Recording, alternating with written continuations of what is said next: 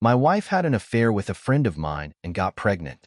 I ended up raising their son as if he were my own.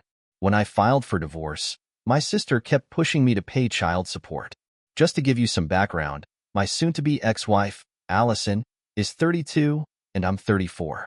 I found out that she'd been cheating on me with one of my friends after 5 years together and 3 years of marriage. It was an ongoing affair because my friend lives out of state, and they only got together when he was back here.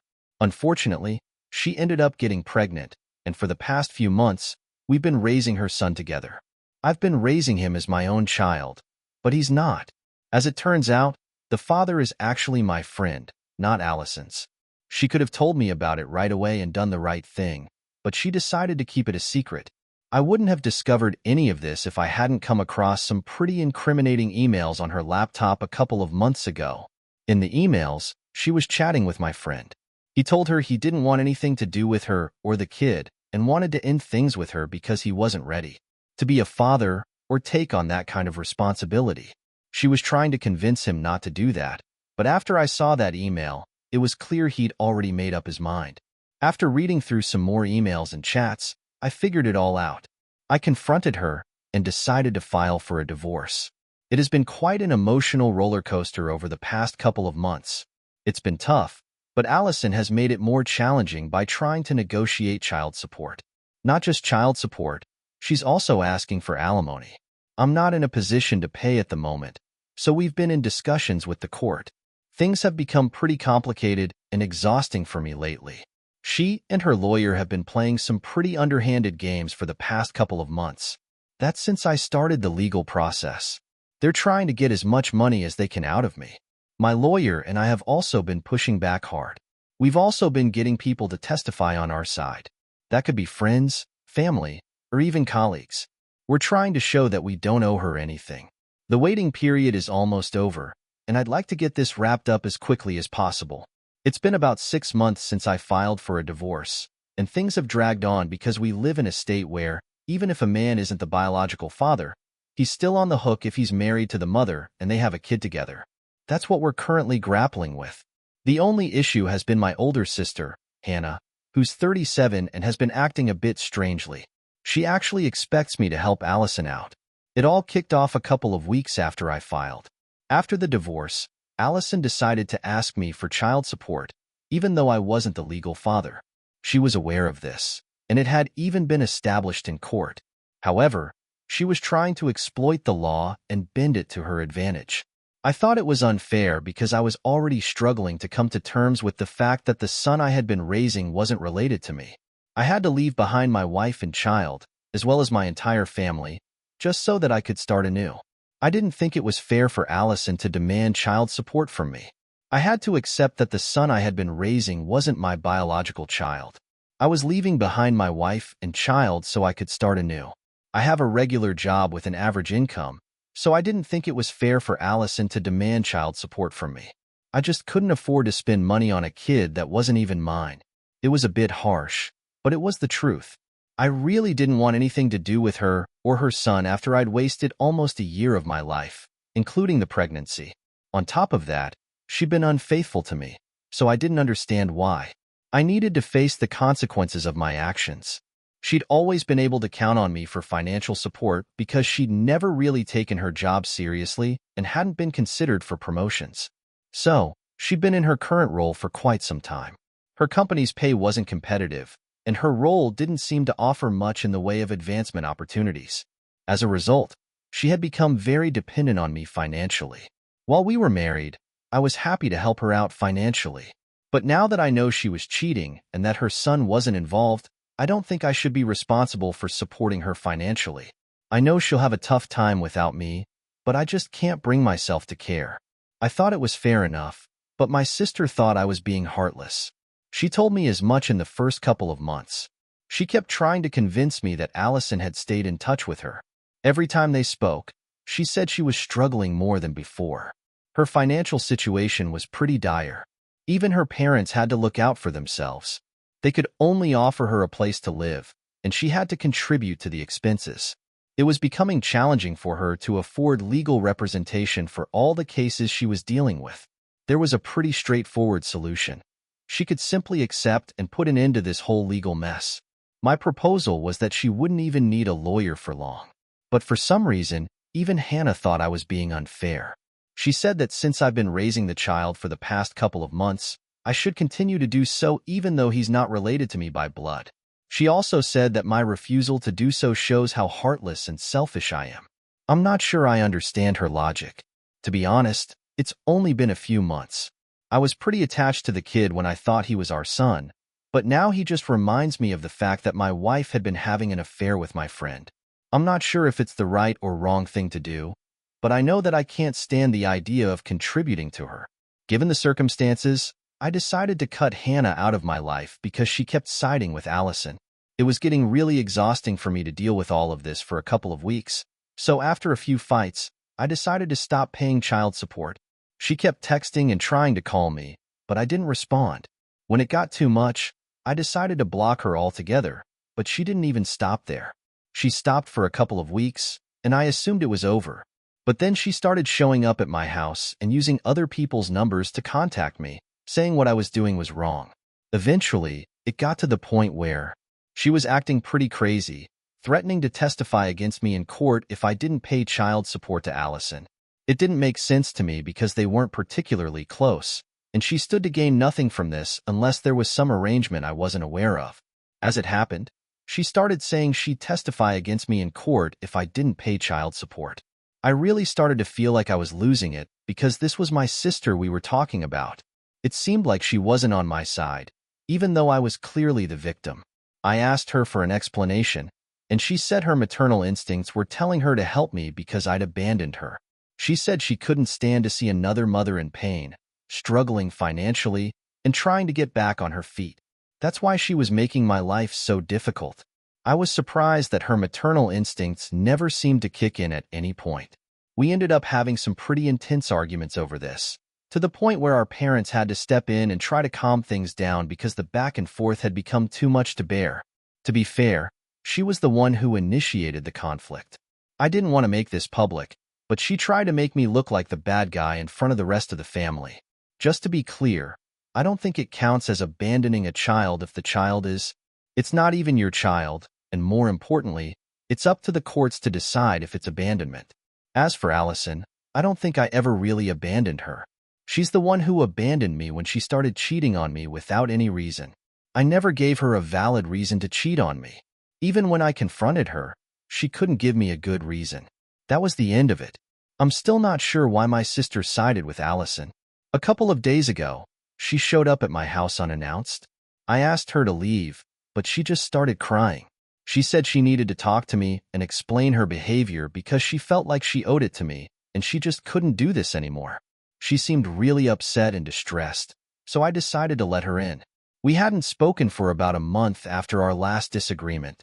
Our parents had advised us to avoid each other because it was evident that we were no longer on good terms. It was a bit awkward for the family. It had been almost a month since I'd spoken to her or heard from her, and I was relieved to be free of her. But when I heard her talking in that depressed voice outside my door, I couldn't help myself. I let her in because I really wanted to know what was going on, and it seemed like she was finally going to give me a real explanation. I let her in, and she completely broke down. She gave me a hug and said she was sorry for everything she put me through. She had been acting pretty selfishly, and she finally admitted that her excuses about maternal instincts and so on were just that, excuses. Then she told me that she had to make a confession about the real reason, and she wanted me to forgive her and not judge her. She then told me that she'd been hiding from Allison because Allison knew about one of her biggest secrets. It seems that Hannah is no better than Allison herself because she also has a 3-year-old daughter with her husband. Hannah has a 1-year-old daughter with her husband, who she's been with for about 7 years. She's been married to him for 5 of those 7 years. Despite all this, she's never told him she cheated on him with one of her college friends. She ran into him at the union, and her marriage was going through a rough patch. She had a brief affair with him, but ended it shortly after discovering she was pregnant. After her daughter was born, she got a couple of paternity tests done and found out that the father wasn't her husband, but the guy she'd had the affair with. She'd kept this a secret from everyone for a long time. Allison spent some time trying to figure out what had really happened. It seems that the guy Hannah had an affair with in college is now married to one of Allison's cousins. I even went to the wedding with her last year, but I had no idea that while talking to her cousin, Allison had discovered that her cousin's husband had gone to the same college as Hannah. When she brought that up with her cousin, she seemed a bit upset. That's how Allison found out that Hannah had been involved with this guy. He found out because she hadn't told him she was married. Fortunately, this guy seems to be a decent person. He was really open with his wife, Allison's cousin, and told him about his previous affair with Hannah. He had to tell her because even after he ended it, she kept trying to get in touch and asking him to be part of her life again because she was still having a rough time with my brother. In other news, she kept in touch throughout her pregnancy and for a couple of months after that, but eventually realized he wasn't going to come back and stopped reaching out to him. She hadn't even told the guy about the paternity test, so he had no idea that he had a daughter. My brother-in-law was under the impression that he had a daughter, but it turned out that wasn't the case. It was a pretty messy situation. I also realized that Allison had never mentioned any of this to me, even though we were talking about my sister. Hannah told me that after finding out about her affair, she went to her cousin's wedding. When she got back to the wedding, she confronted Hannah about it. Hannah had to come clean, but they actually hit it off because even Allison had been pregnant at the time. She thought the baby wasn't really mine, and since Allison had promised to keep her secret, Hannah decided to trust her. She even told her about the real paternity of her daughter. It was pretty disturbing that they had bonded over something like this. But what was even worse was that now Allison had turned it all around and was using that information against Hannah. That's why Hannah had been acting so strangely with me for the past couple of months. She was trying to get me to agree to Allison's terms because she was threatening to expose her to her husband and even tell him that their daughter was not really his. Clearly, Hannah doesn't want that to happen anymore. She's managed to fix things with her husband, and the affair is a thing of the past. She's willing to risk her marriage and her daughter's life, but Allison already knows too much. That's why she's been trying to get me to agree to her terms for the past 6 months. It's become too much for her to handle, so she decided to come clean. I think the best thing she could do is just come clean to me and tell me the truth. Then I might be able to help her out. What surprised me the most was that she thought I would help her after everything she told me. That just proved that she was just as bad as Allison, if not worse. What shocked me even more was, she was foolish enough to trust Allison with all her secrets, even after finding out that Allison had been cheating on me and was obviously not a good person. But as the saying goes, birds of a feather flock together, so it worked out exactly as it should have. After hearing her out, I was really taken aback. So I told her that I wanted nothing to do with her. I told her she was a terrible person and that whatever was going to happen to her was deserved. She started to break down, but she didn't argue with me. I told her to leave the premises, and she did. She just asked me not to tell my brother. I'm not sure I can keep this to myself. At this point, he's the only person who can really understand what I'm going through. I think it's the right thing to do. I'm not Allison. She'll use this against me. I'm not going to share any information about Hannah with anyone. I wouldn't want anyone to be misled like that. I feel like it's my moral duty to tell him the truth, but at the same time, it's not really my place to get involved. I'll wait until I have to tell my brother. My sister had an affair, and the baby's dad isn't the biological father. I'd like to thank everyone who responded to my post. For those of you wondering, I did it. I knew it was the right thing to do. I was just waiting for some reassurance because I knew it was going to be a difficult conversation. I knew it would be tough to get to the truth, but I had to find out so that I could make the best decision for myself and for my brother. I'll get back to you on that. My brother-in-law has been raising his daughter for 3 years, thinking she was his own. I know it wasn't easy for her to find out, but I knew I had to tell him. I reached out to him a couple of hours ago and asked him to come by so we could chat in person. These are things that can't be discussed over the phone. Anyway, he came by after work, probably thinking I was here to talk about divorce and ask for his support.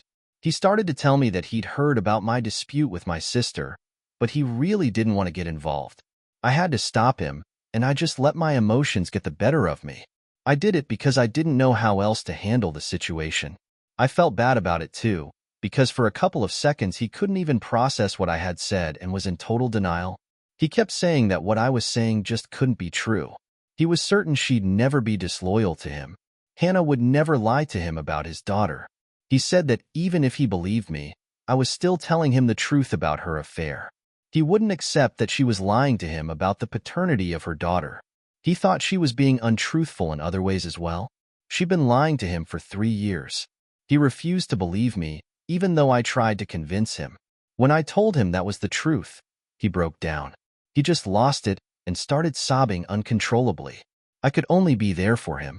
He and I aren't particularly close, but at that moment, I felt like he was like family to me, even more than Hannah.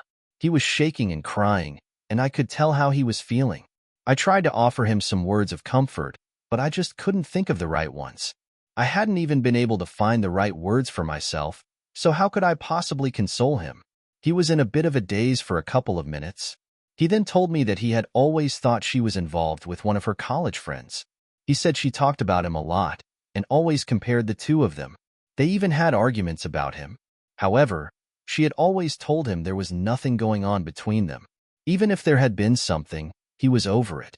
He said that since their daughter was born, he knew for a fact that they were dedicated to each other as parents and partners. However, he'd never suspected that his daughter wasn't his biological child. I told him that he could still get a paternity test. We decided to get another one because we didn't want to just take Hannah's word for it. We both knew it was going to be a waste of time. We both knew we could trust each other, and we both knew that Hannah wouldn't lie to me, and I wouldn't lie to him. The paternity test would only confirm what we already knew to be true. He said it was just wishful thinking. He said it wouldn't affect his relationship with his daughter. She was still going to be his little girl. It didn't matter if she was his biological child or not. He'd been raising her for the past 3 years. He was unaware that Hannah had never been completely forthcoming with him. This is how he had to find out from me after being together for so long. She could have just been honest with him. That's what he was entitled to. He started to break down again, and I felt really sorry for him. I even started to feel bad for telling him at all. I started to regret my decision, but I suppose he had to find out at some point. If not me, Allison might have told him. She wouldn't have been there for him the way I was. She'd probably have done it just to get back at him. Perhaps that's why Hannah felt it was necessary to come clean with me about the truth. She knew I was going to tell my brother. Well, at least I wouldn't do it the way Allison did. She just didn't want to have to do it herself.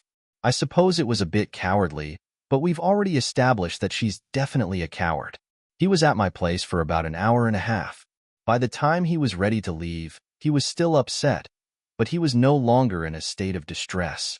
I offered to drive him home because I didn't think it was a good idea for him to be alone. He said he'd drive.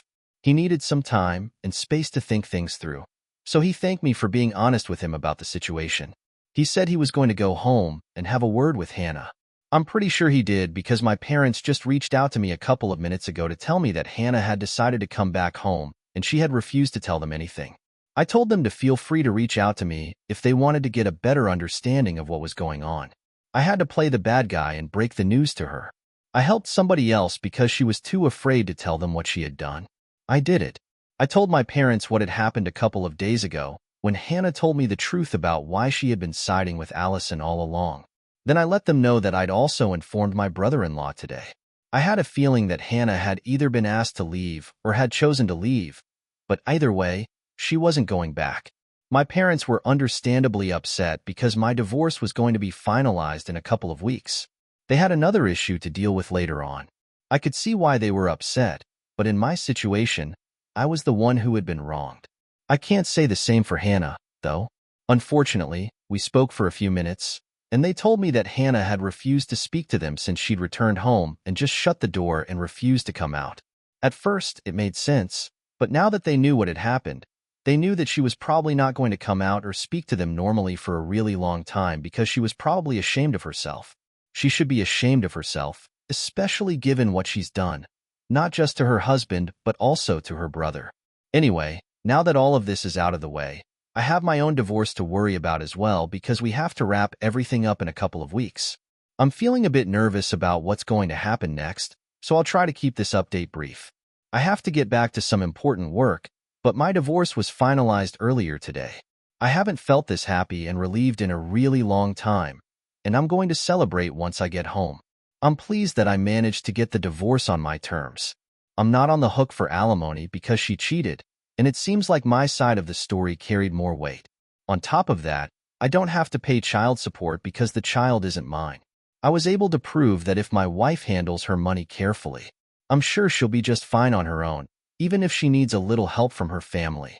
I doubt my absence will have much of an impact on the baby, as he'll probably not remember me in a couple of months. I'm not involved in this. I do still get to stay in touch with our son, but it's up to me. I don't have to visit or have anything to do with either of them if I don't want to, but I haven't made up my mind about that yet. I'll think it over and make a decision later. Now, let's move on to my brother-in-law, who is also getting divorced. He's already filed for it, and she's been served.